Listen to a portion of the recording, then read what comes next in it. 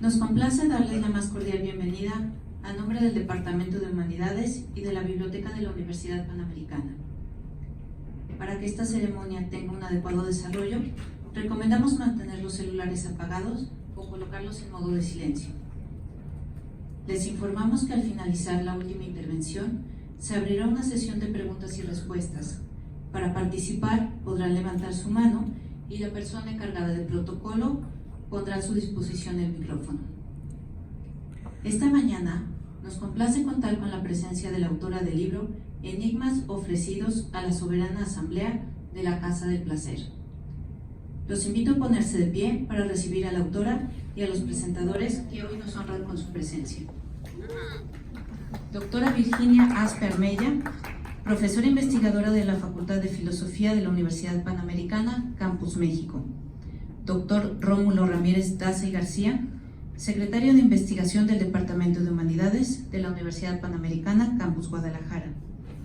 Doctora Yadira Munguía Ochoa, profesora investigadora de la Universidad Panamericana, Campus Guadalajara. A nombre de esta Casa de Estudios, agradezco a todos su presencia.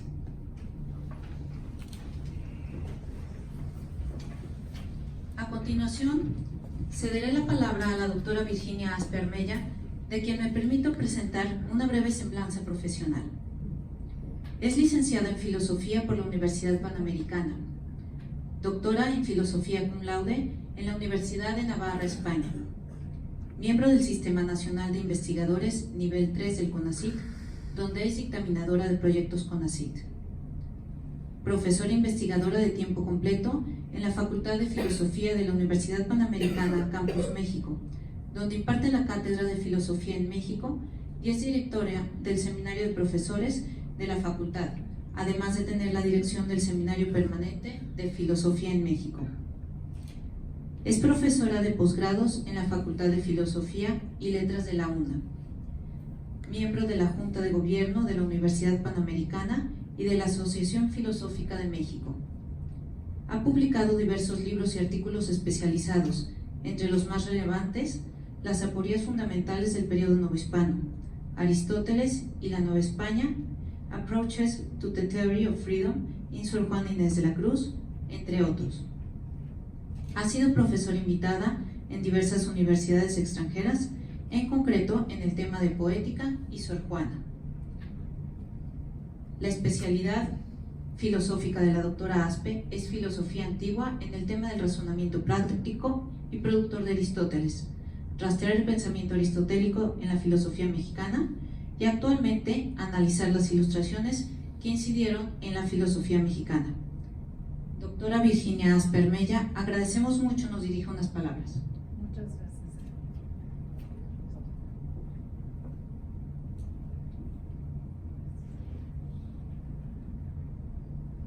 Bueno, pues gracias por su presencia. Antes que nada, Sandra, agradecerte la invitación, y a María Elena, mi jefa en la UP, y a Sandra aquí, y a Yadira y a Rómulo por este honor de presentar un libro extraordinario. Le comentaba ahorita a Yadira en el desayuno que Rómulo me había comentado mucho que tenía a su esposa experta en Sor Juana, pero pues como él era el marido y le echaba tantas flores, yo decía, ay, pues qué buen esposo. Hasta que leí el libro. Es una maravilla el libro que tienen ustedes aquí. No dejen de leerlo, de verdad. Yo llevo muchos años, por mi edad, más años que Yadira, trabajando a Sor Juana, no por capacidad, tu libro es impactante, pero hay muchísimo escrito sobre Sor Juana que es una mujer. Es una pena ver todo lo que se escribe de Sor Juana. Es seguramente el autor más leído de México, más nombrado, y seguramente es la más publicada. Y desgraciadamente en el siglo XX, como ustedes saben, a raíz de los estudios de género y del libro de Octavio Paz, que es un libro de 1000 páginas, Sor Juana Inés de la Cruz, Las Trampas de la Fe, vino una tendencia a llevar a Sor Juana al tema del feminismo y se redujo el pensamiento de Sor Juana. A mí además eso como mujer me parece lo más misógino, me da muchísimo coraje, porque claro, ya que hubo un genio femenino, empezamos con la tesis del supuesto lesbianismo, con que fue la virreina la que le publicó, con que todo un morbo para, de alguna, si ellos mismos la promueven, pero de alguna manera al promoverla le están haciendo así. Hay una serie, no sé si ya la vieron en Netflix, que además para cómo está muy bien documentada, tiene adecuadas las fechas, los escenarios son ciertos y magníficos, pero como siempre, la trama es la relación entre Sor Juana y la virreina, ¿no? Porque si no, y es de la Secretaría de la Cultura Española con la de México. Entonces, el caso de Sor Juana es un caso, pues, del autogol, porque quienes la han promovido son los mismos que la van hundiendo, porque como la popularizan es a través de puros temas de género, y en eso se montaron cantidad de grupos de investigación de una forma muy frívola a hablar de todas estas cuestiones. Yo hace poco fui a la Universidad de NYU, en Nueva York, a dar una conferencia sobre Sor Juana. Pues yo vengo de una universidad católica, de inspiración cristiana, mexicana, entonces imaginan a los cerebros de NYU, rapidito me quisieron poner un 4 y levantó un profesor, porque eran profesores, la mano y me dijo, oiga, pero era lesbiana, sí y no. Y yo le contesté, no me importa, es lo de menos, yo estoy estudiando a la filósofa y a la poeta, lo demás, yo no hago biografías. Entonces, no tengo por qué contestarle eso, pero además me parece irrelevante meterme en un tema de ese tipo. Para mí, la clave de Sor Juana es estudiar su obra en prosa, que es la que yo estudio, y Yadira la obra en verso. Entonces, esta introducción se las quería hacer y les gustó, Yadira. O sea que ojalá y puedas ir tú un día a hablar allá. Porque este es un libro, el libro que tenemos aquí, que de verdad no es porque esté yo aquí en la Panamericana de Guadalajara ni enfrente a Rómulo, mi amigo. Realmente es un libro serio, es un libro especializado, es un libro muy acotado. Ahorita le decía a Yadira, es que tomaste un tema y te fuiste nada más sobre eso. Es un libro que no es ideológico. El título, pues es un título que te deja, yo decía, bueno, qué risa la gente que lea esto, ¿no? Sobre monjas, enigmas ofrecidos a la soberana asamblea en la Casa del Placer. Todas las feministas van a correr a comprarlo y se van a defraudar cuando lean que esto es un estudio de filología, de literatura muy fuerte, de cuestiones de historia, de contexto y de filosofía. Pero bueno, va a ser taquillero y eso va a ser bueno para ti. Pero en realidad es un libro muy técnico, muy especializado y muy puntual. Eso es lo primero que yo quisiera decir como balance del libro. Yo en mi libro de Sor Juana, que desgraciadamente quería traer algunos libros para la universidad, pero se agotó, es del 2018, y ya quedé en que nos los van a mandar.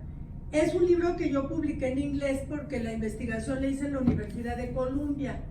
Y el texto que yo investigué de Sor Juana es el tema de la libertad en Sor Juana. Pero ya había hablado de alguna manera de Portugal y de la influencia de Portugal en Sor Juana. Yo le concedo más influencia de lo que Yadira le concede a Portugal. Yo creo que la influencia de los jesuitas y de la Universidad de Coimbra y de Évora fueron importantes para estos conventos de monjas. Habría que demostrarlo, tú eres mucho más respetuosa con los textos. Yo le decía, sé más valiente, porque pone, bueno, aquí el manuscrito pudiera decirse, pero la Casa del Placer no es seguro que fuera una ficción o una realidad. Eres sumamente cuidadosa porque ha habido tanto fraude en Sor Juana que tienes que tener un cuidado como tú bien lo haces. Pero pienso que la influencia de Portugal y estos manuscritos, como ella lo dice en el libro, todos fueron encontrados en Portugal, son claves y que los mexicanos tendríamos que reivindicar más la influencia de Portugal, por varias razones, pero yo voy a dar las razones filosóficas porque pues, eso es lo que yo hago. Miren, a raíz de la Guerra Civil Española y el triunfo de Franco quiso quitar la leyenda negra de la Iglesia Católica que pesaba, como ustedes saben, sobre América. Un papa español, un papa Borgia, hizo la línea alejandrina, Alejandro VI, en el siglo XVI, y repartió supuestamente la mitad del descubrimiento. Pero en la línea imaginaria que hizo solo quedó el chipotito de Portugal de Brasil para Portugal. Y dijo, y hacia la derecha para España. Y pues como estaba ubicado el continente, todo le tocó a España. Entonces, Portugal siempre tuvo ese como recelo. Y aquí entra un tema criollo en Sor Juana, siempre tuvo ese recelo que es muy interesante. Y por eso es importante que Yadira haya ubicado la investigación en Portugal. Y Inglaterra, como país protestante, nunca perdonó que un papa católico hubiera sido el que repartió el Nuevo Mundo. Cuando Franco entra al poder, invierte muchísimo dinero a través de la Secretaría de la Cultura, etcétera, no es que sea él directamente, el gobierno de Franco, para que se desarrollen los estudios iberoamericanos y reivindica el tema de España. Porque Inglaterra siempre había dicho que los católicos habían llegado aquí a hacer tabla rasa, matando a todo el mundo, y que si el indio no quería aceptar a Cristo, a Cristazo se lo había metido a la cabeza, ¿no? Entonces, esa era la leyenda negra. Y se reivindica, y la manera de reivindicarlo en Franco, a ver qué opina Manuel Ocampo de lo que voy a decir, fue exaltando la figura de Francisco de Vitoria y de toda la tradición dominica española. Es un gran personaje Francisco de Vitoria, como ustedes saben es dominico, realmente es un renacer del tomismo muy relevante en España, pero Francisco de Vitoria no fue todo ni fue el único. Entonces, estos estudios que se están abriendo sobre Portugal, que son inéditos, ya nada más con el poner la cara en Portugal valen oro, porque es recuperar una tradición que ha sido soslayada. Esta es una segunda parte que yo quería decir del libro. Ahora, el libro tiene otra virtud. Hace un análisis, bueno, los enigmas ofrecidos a la soberana asamblea de la Casa del Placer, que suena algo así como, como que suena, como que parece una cosa como de sexualidad, como dices, ¿dónde está metiéndose este texto con una monja, no? En realidad, los conventos de las monjas, como eran de clausura, y acuérdense de la reforma de Santa Teresa de Jesús, que ella reformó los conventos de clausura y dijo que no podían haber más de 14 en cada casa, porque se prestaban, imagínense lo que es un lugar de clausura, es como el Big Brother de hoy. La clausura en esa época era Big Brother. Se encerraban en aras de algo muy superior que Big Brother, obviamente, pero en realidad era el encierro en una casa. Y había una madre directora, superiora, y estaban bajo una regla, tal y como sucedía en este encierro de la tele. Pero el problema es que como no salían, se volvió un microcosmos. Y esto fue lo que se dio cuenta de Santa Teresa de Ávila. Un microcosmos donde algunas se unían a otras y empezaban como pugnas del poder, no tenían contacto con la vida exterior. Eso pasaba en el imaginario novohispano, también en los conventos de monjas. Si ustedes van a provincia, ahora ya no se dice provincia, salen fuera de la capital, y quieren ver cuál convento es de monjas y cuál convento es masculino, los de monjas no tenían ventanas. Los masculinos sí. Era la vida pública para los hombres, de las mujeres. No, esto lo estudia en la UNAM Josefina Muriel, que ya murió, que tiene una obra importantísima en convento, mucha obra. Entonces, las monjas vivían un microcosmos hacia adentro. Y en ese encierro, en el Renacimiento, Santa Teresa se da cuenta y dice, tienen que no haber más de 14, porque si no las pugnas de poder se vuelve algo terrible adentro. Entonces ella reduce el número de religiosas que pueden estar, pero muchas veces, ¿qué hacían las religiosas? Bueno, estudiaban, que también les concedes poco, porque la literatura masculina del siglo XX te dice que las monjas no hacían nada. Claro que hacían, y la prueba es que hay Sor Juana y todas las que menciona Yadira. Y tenían clases, y unas de las monjas eran las que impartían las clases, las que eran capaces para eso. Otras se dedicaban a la administración del convento, otras, había de todo. Unas cultivaban, pues es un microcosmos, es la autarquía aristotélica.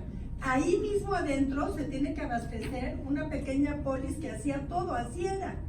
Entonces, surge la idea de hacer por algo lúdico, como si hoy, para que no se pelearan tanto, van a decir que soy un irreverente, los de Big Brother, les pusieras algunos juegos de cartas y de cosas para que estén un poquito ocupados y no tanto en el ocio, tirados en la cama ante la cámara. ¿Se acuerdan de esos programas, no? Entonces tienes que darle cierta actividad, es una actividad decente, es una actividad sana, es un juego, algo que les ocupe la mente para que puedan dejar pasar el tiempo cuando no estén realizando las actividades que tienen que realizar, que en el caso de los conventos era que entraban por una vocación, por entregar su vida a Cristo, y una vez cumplido todo su plan de vida religioso, pues tenían que hacer sus oficios, lo que unas tenían coros, otras lo que fuera, la catequesis, lo que fuera. Pero el tiempo libre, para que no fuera un tiempo de pugnas, por eso se los quise platicar, era un tiempo donde había que ponerle ciertos divertimentos. Entonces, estos enigmas, Yadira lo que hace es una cosa que a mí me gusta mucho, es que pues no de arranque dice que son divertimentos, dice hay que investigar.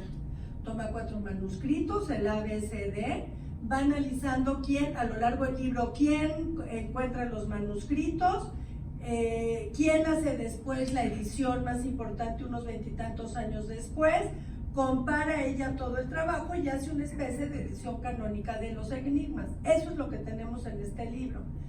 Pero en el camino, ella va investigando si efectivamente este libro, estos enigmas, eran solo para divertimento. Te queda la duda, porque no cualquiera hacía el divertimento. Fíjense ustedes, cuando los lean, la gran como ingenio que necesitas mucho, implica trabajo intelectual para poder escribir un enigma. Yo desde luego no podría hacerlo. O sea, tienes que tener una finura de ingenio, de literario e intelectual importante. Y muchas como sagacidad de ironía, que es lo que sí tenía Sor Juana. Entonces, el formular los enigmas, además de ser un entretenimiento, también implica reunión de cabezas inteligentes, ¿no? A todos nos ha pasado cuando en familia jugamos trivia o esas cosas, que de repente hay unos que saben muchísimo y otros no damos una en temas de deporte, por ejemplo. Pero tiene que haber cierta información, cierto ingenio, una serie de cosas. Esta era la idea en los conventos, que el ocio tuviera un entretenimiento decente, diríamos hoy, o sano, también a lo mejor diríamos, te vas a una convivencia y pones juegos, pues que hayan juegos sanos, que fomenten la colaboración entre todos, etcétera, ¿no? Este es el fin de los enigmas. Pero aquí entra un tema sumamente relevante, que ella se pregunta si dos cosas muy importantes en el libro, son casi una obsesión en el libro.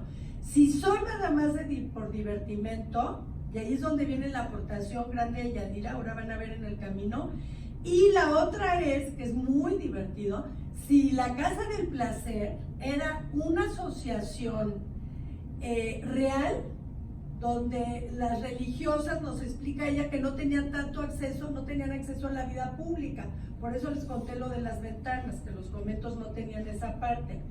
Entonces, si realmente esta Casa del Placer era una asociación interna de religiosas que se juntaban a escribir, otra cosa es que sean divertidos para el público el jueguito, los enigmas, pero quienes los iban haciendo y quienes daban la censura y todo esto, que es lo que ella analiza, es si era realmente una asociación intelectual, femenina, que estaríamos frente a los primeros pininos de la transición de las mujeres hacia la vida de la cultura. Es lo que es una cosa muy importante que está rastreando ella. Parece ser que es un momento de transición.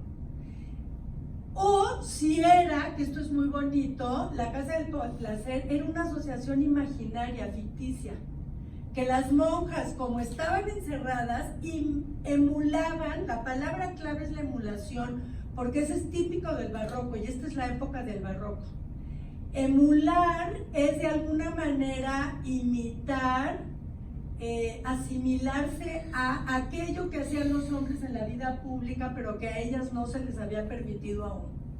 Y entonces tenían esta emulación en la vida privada que era sana y las hacía ser pues más listas y más cultas, porque los temas que plantean los enigmas pues sí te requieren cierta información. Entonces, son los dos grandes temas de Yadira en el libro, aparte de todo lo que les dije de los enigmas, pero hay dos aportaciones importantes. Si realmente la Casa del Placer era ficticia o real, si hiciera una asociación, y además es muy interesante, ella te demuestra que son distintos conventos de monjas, no es solo en un convento. Entonces estás en una red femenina, cultural, de entretenimiento, pero en donde requiere quehacer intelectual y conocimientos literarios. Y esto se está dando en todo Portugal y tenemos una protagonista mexicana que al menos de ella sabemos que participa en eso y le publican esta obra. Me gusta mucho que Yadira no solo habla de esta obra, habla de varias otras obras, porque hemos tendido a decir como si Sor Juana surgió por generación espontánea, fuera un titán así como Benito Juárez, que te lo pintan que era de Guelatao el pobrecito y nunca supo nada y de repente fue un genio el presidente. El señor estuvo en el seminario, una familia rica que lo enseñó, lo metió en la escuela, o sea, nada es tabla rasa.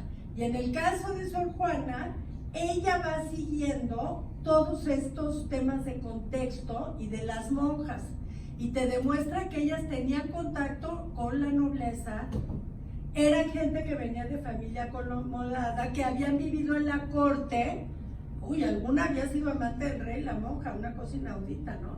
Pero en realidad el bloque fuerte es que son, pues como de los reyes de España, que algunas hijas se fueron de monjas, ¿no? Entonces ya tenían conocimientos y lo que te va probando es que no surge Sor Juana por generación espontánea, que es una tesis pésima, muy misógina. Fue una que nació diferente, tenía intelecto masculino y por eso era lista. No, maestro. Había muchísimas de muchos conventos, baja. O sea, eso es lo que no podemos hacer, que es lo que pasa con las interpretaciones que les digo. Entonces ella va demostrando que es un convento y como otro pertenece a otro, y hay unos que tienen la regla dominica y otros que tienen tal otra, y va haciendo una revisión muy puntual y por abajo va probando que ya hay cultura muy robusta en la mujer en el siglo XVII.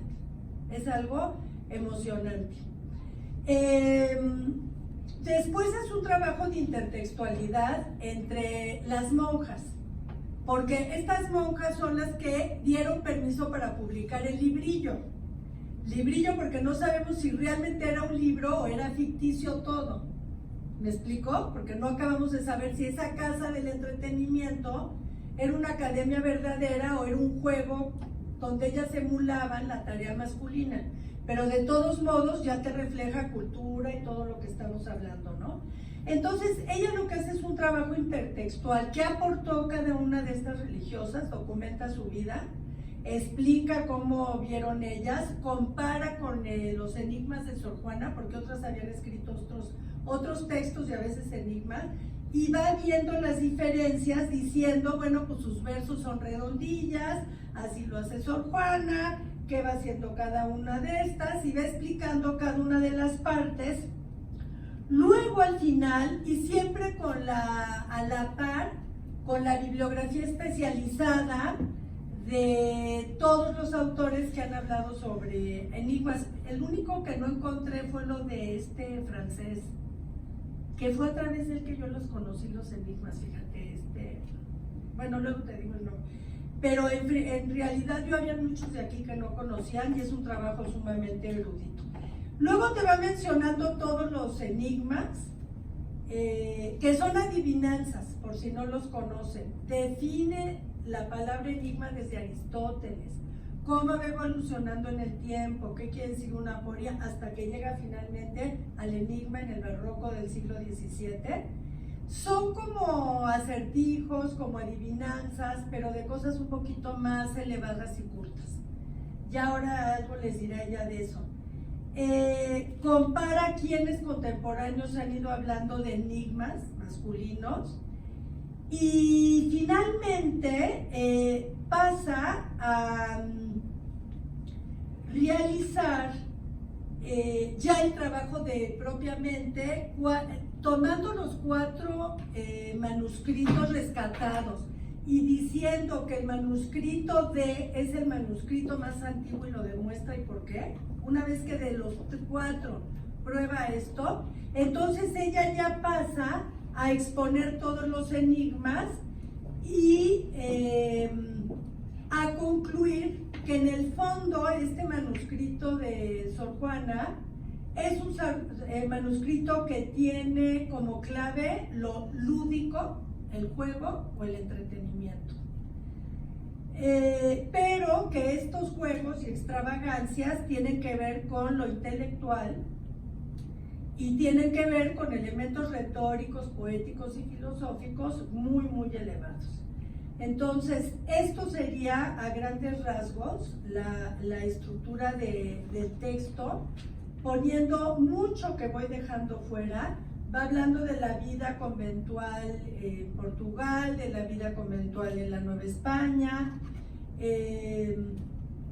por qué Sor Juana acabó siendo esto, en qué tiempo, si ya había tenido problemas Sor Juana con la autoridad, sí, ya lo había tenido, por qué se brincó las trancas para hacer esto si ya le habían prohibido que lo hiciera. Seguramente Sor Juana dijo es privado, es de divertimento, etcétera. Y va explicando a lo largo de esto la relación México-Lisboa. Y por último, les digo, vienen todos los testimonios. Ahora, yo aquí sí quiero decir algunas cosas que me parecen, y con esto ya termino, muy relevantes. Primero, hay soslayadamente a la obra de enigmas, que su objeto es ser una edición crítica erudita de los enigmas de Sor Juana. Hay un rastreo y una aportación muy brillante de el estado femenino, de la cultura femenina en los conventos en el siglo XVII en Portugal y en Nueva España, sobre todo en Portugal, porque ahí se publicaron. Entonces, esta es una aportación clave, porque estamos viendo que la mujer en el siglo XVII ya está en un momento de transición hacia un rol distinto, que ya va a participar en la cultura, en el estudio y en una serie de actividades que antes no lo tenía. Esto por un lado, ¿no? Por otro lado, busca algunas coincidencias entre la biografía de una de esas monjas y la de Sor Juana. Con eso va probando similitudes muy importantes de qué fueron las fortalezas en el siglo XVII que permitieron que algunas mujeres destacaran. Y este pues, es un estudio muy puntual, ¿no? Analiza desde la portada, la dedicatoria y el prólogo para ver la intención en el texto, las aprobaciones, las censuras, hasta acabar con el análisis frontal de los manuscritos y hacer una tarea muy, muy relevante. Me parece que este es el texto de los enigmas último y que es la edición que tendría que ponerse ahora como canónica, porque es la que ha estado más actualizada sobre el tema, ¿no? Pero lo lúdico, yo quiero terminar con esto, es algo que hoy lo podríamos ver como pues, sin relevancia, ¿no? Ay, pues al final era un juego, como si escribieras El Turista o Serpientes Escaleras o algo de baraja, ¿no? Pero fíjense que el tema del juego es un tema que empieza en el siglo XVII. Suárez, Francisco Suárez, tiene ya estudios sobre la risa. Es algo que no se había hecho antes. Parece ser que hay como una autoconciencia epistemológica del ser humano en donde empieza a pensar las capacidades de la facultad. Cómo las facultades no solo están como condenadas de alguna manera o inclinadas necesariamente al conocimiento, sino que se pueden volver sobre sí mismas y reflexionar sobre cosas que no son el conocimiento de la realidad exterior. Esto es lo que es muy relevante de tu texto, que lo lúdico es una actividad epistemológica que se empieza a abrir en el siglo XVII y que va a dar lugar a la estética en el siglo XVIII. Porque ¿qué es la estética? Es una teoría de la sensibilidad, aquí Rosario Díaz lo ha estudiado muchísimo, sobre donde dice Kant en el 18, la razón de juzgar, el juicio de gusto es volverse la razón sobre sí misma y proponer cosas sin ningún interés, ninguna utilidad, ninguna connotación con la realidad. Es una razón que se empieza a reconocer creativa, creadora, va a dar lugar al romanticismo del siglo XIX, creadora. Como que el ser humano descubre que puede proponer nuevos mundos, no solo el mundo natural. No estoy adherido, no es una razón mimética que tiene que decir lo que es, lo que ve, sino creadora y productora. Este es el inicio de la técnica moderna en el ser humano. Y si la casa del placer resulta ser ficticia, no es mala noticia, es buenísima. No es triste que no existiera. Es que hicieron un planteamiento técnico anticipado a muchos de los filósofos masculinos de su tiempo. Esto es algo impresionante. Esa cuestión antropológica y epistemológica me parece que es algo que en el libro te va llevando a un momento muy impresionante. Estuve revisando, por ejemplo, de Francisco Suárez, estos autores, y Sor Juana se monta ahí, porque Sor Juana lo que escribe, su gran tratado intelectual es un poema, que es El Primero Sueño. Entonces, el tema es un sueño, es filosófico y lo escribe en verso. Entonces, estamos como en algo paralelo con estas cuestiones. Y en ese poema, Sor Juana describe un viaje intelectual, que es la razón altiva que se levanta para conocer y calla. Bueno, esa conexión puede ser algo que yo te invito a continuarla, porque creo que este libro abre muchas áreas desde donde Yadira se puede ir hacia análisis epistemológicos, antropológicos y de mucha conexión con la filosofía. Yo de veras te felicito. Quiero llevar tu libro a la UNAM y al Colegio de México. Quiero dárselo a Ana Lilia Tenorio, aunque no quieras. Dice que es otra escuela. Le digo, ay, no sé, pero hay que llevárselo. Es un libro realmente, además, para mi gusto incluso es demasiado cauteloso. Yo me aventaría a decir más, no, como que eres muy cuidadosa pensando aquello de que hablábamos ahorita de Elías Trabulce, que dijo que la carta de Sor Serafina sí era de Sor Juana y luego le tumbaron que no era cierto, y es muy cuidadosa con los manuscritos, Yadira. Pero creo que realmente estamos en un momento clave, un parteaguas filosófico para el pensamiento católico, ibérico, portugués y mexicano, y yo te aliento a que continúes por ahí. Pues muchas gracias.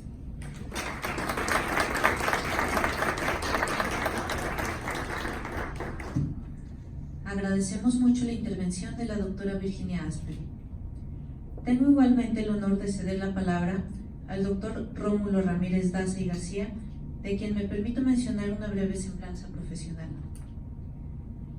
Es filósofo, miembro del Sistema Nacional de Investigadores, doctor en Filosofía por la Universidad de Guanajuato, maestro en Estudios Filosóficos por la Universidad de Guadalajara, licenciado en Filosofía por la Benemérita Universidad Autónoma de Puebla, becado por CONACYT.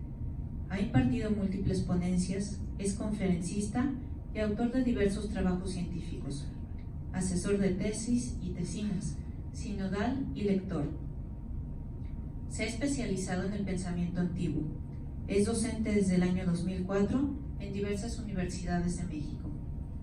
Actualmente es profesor del Departamento de la Universidad Panamericana, Campus Guadalajara, e investigador de tiempo completo desde 2010. Colabora como profesor en la Universidad de Guadalajara en el Departamento de Filosofía, donde imparte el Seminario de Aristóteles desde el año 2010. Se desempeña como miembro activo del Departamento de Humanidades de la Universidad Panamericana, donde también es profesor titular de la especialidad en Antropología y Ética. Actualmente se desempeña como secretario de investigación del Departamento de Humanidades en la Universidad Panamericana. Doctor Rómulo Ramírez, agradecemos mucho, nos dirija unas palabras. Gracias. Pues agradezco primero pues a la universidad que me permite presentar este libro de la doctora Munguía, y agradezco las palabras de Virginia, muy lúcidas, después de las cuales lo mío no será pues nada. Yo preparé un texto muy breve que voy a leer.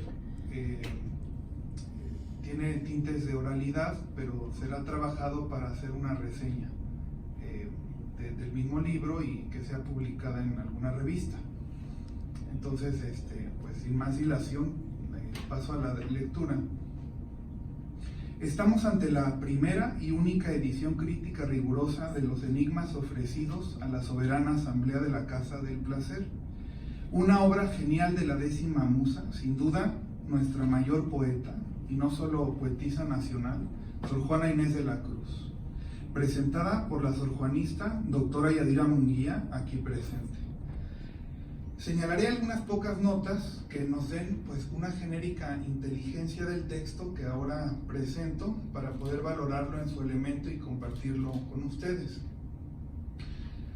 La importancia de Sor Juana.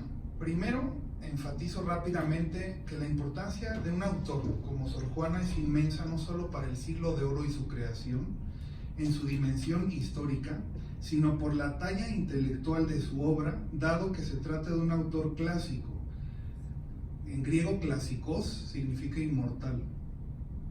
Reconocida desde su tiempo por las autoridades intelectuales y jerárquicas de la Nueva España, principalmente por el científico don Carlos de Sigüenza y Góngora y por el arzobispo de Puebla, Manuel Fernández de Santa Cruz, aunque no dejó de llamar la atención de otros ingenios como el teólogo Núñez de Miranda, que era el mismo confesor de la monja, y por el claustro de doctores de la Real y Pontificia Universidad de México, ante quienes hizo una demostración de tremenda erudición en un examen oral que dicen duró varias horas y de diversas materias, del que salió triunfante como galeón entre 40 chalupas, expresión de la época. Pero principalmente Sor Juana se hizo un clásico primeramente gracias a la publicación y difusión de su obra en España por mediación de la exvirreina María Luisa Manrique de Lara, que hizo llegar su fama hasta Portugal aún en vida, gracias a la labor de mujeres escritoras e intelectuales, mismas de la que Virginia ya nos habló, como era, por ejemplo, la condesa de Paredes, la misma condesa de Paredes y la duquesa de Avieiro, llegando así a religiosas lusitanas de varios conventos que supieron aquilatar tan preciada obra al recibir este texto que hoy presentamos, redescubierto en 1968 en la Biblioteca Nacional de Portugal por el filólogo Enrique Martínez López y luego retomado por Antonio de la Torre en los años 90 del siglo pasado. Sor Juana, ya se decía en la época, cito una carta recién publicada, inédita, de la condesa María Luisa Manrique, que dice: una monja que hay en San Jerónimo, que es rara mujer, porque en todas las ciencias es muy versada y particular. Pasmaba a todos los que la oían porque el ingenio en ella es grande. Hace aplicando mucho a las ciencias.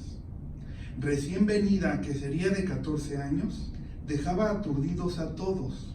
El señor don Fray Payo decía que su entender era cosa sobrenatural. Fin de cita. Ahora me brinco a la importancia de los enigmas. La naturaleza de los enigmas, como ya decía la doctora Virginia, es difícil, dado que no se trata de meras adivinanzas populares o de divertimento simple, sino se trata de preguntas de retórica y dialéctica, casi de formulación filosófica para hacer pensar al lector. Pienso que los enigmas pueden estar en su justo medio aristotélico entre la dialéctica y la retórica, es decir, entre la contención y la persuasión, que son a su vez los fines de estas dos ciencias. Esta forma de género literaria fue primeramente un invento de los griegos, se ha dicho de paso. Pero en la formulación de Sor Juana, como dice la doctora Yadira, tienen la estructura de redondillas de 4 versos de naturaleza razonada parecida a los epigramas de Alonso Jerónimo de Salas Barbadillo, pero en descontextualización temática aparente, que hace prácticamente imposible una exégesis y una interpretación objetiva, y por eso están en el campo de la literatura, podrían responder tanto a un concepto como a un tópico o a una obra clásica, pero no parecen apuntar a nada definitivo. Por eso son enigmas que quieren promover el pensar, en un conflicto de contrarios, ninguno de los cuales quiere quedar excluido. Es por consiguiente una obra abierta a la interpretación, como su autora lo quiso, o sea, Sor Juana.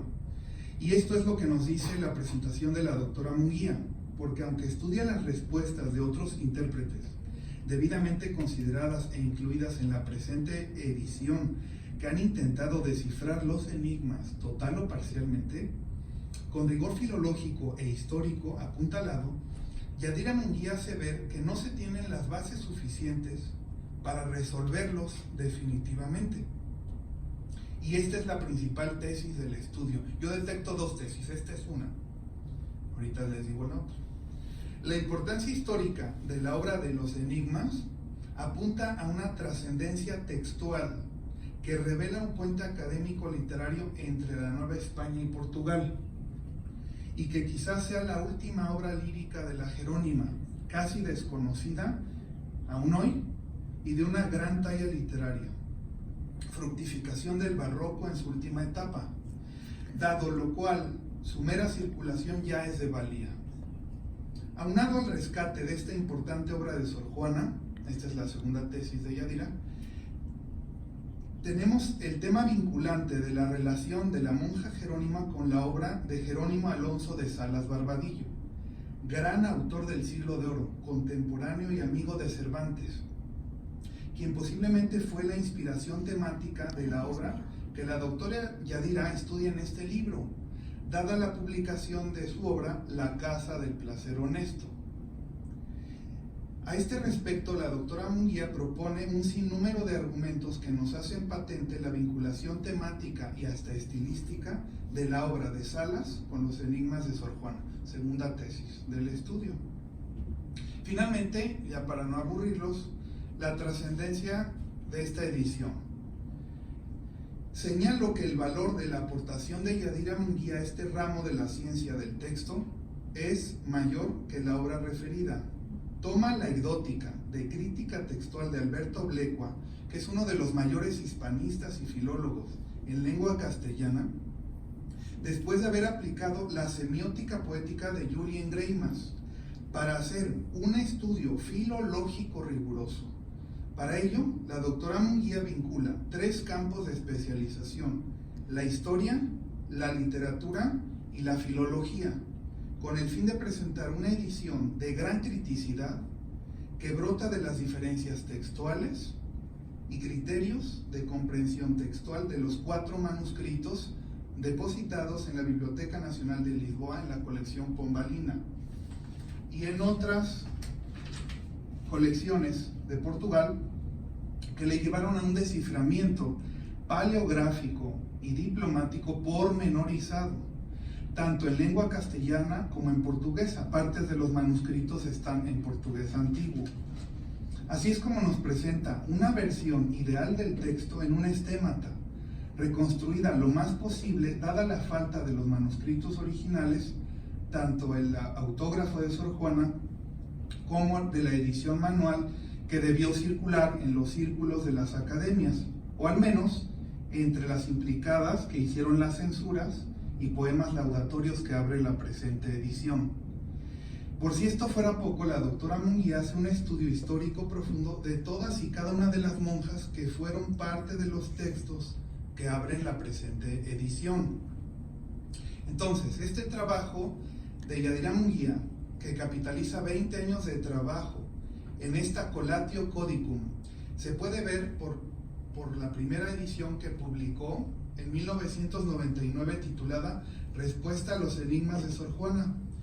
Esta edición, publicada por la Casa Museo López Portillo, con prólogo de Schmidt-Huber de la Mora, y que representaba un primer acercamiento al tema, aunque este acercamiento no tiene las herramientas tan especializadas y sofisticadas que hoy nos presenta la edición crítica publicada por la Universidad de Navarra. Por último, quisiera reconocer el doble valor de nuestra profesora, la doctora Yadira Munguía. Primero, su valor por abordar la enorme complejidad que representa la filología de una obra de hace 300 años, como por ejemplo esta edición, misma que le llevó a incursionar en el ramo de la paleografía y la teoría literaria, su primer y su tercer posgrados, y en el ramo histórico, su segundo posgrado, y en la comprensión de una lengua que no conocía, el portugués del siglo XVII, para poder acercarse de primera mano a las fuentes originales de los manuscritos, lo que le ha llevado pues a una pesquisa de años en varios archivos históricos, como el Archivo General de la Nación en México, el Archivo Histórico Nacional de Madrid y la Biblioteca Nacional de Portugal en Lisboa, y de traducción. Y segundo, por su valor de abordar a un autor clásico, dada la complejidad de la distancia temporal en estos tiempos de posmodernidad en los que se busca la inmediatez y la mercantilización de los saberes. La tradición se enriquece cuando una obra valiosa va trotando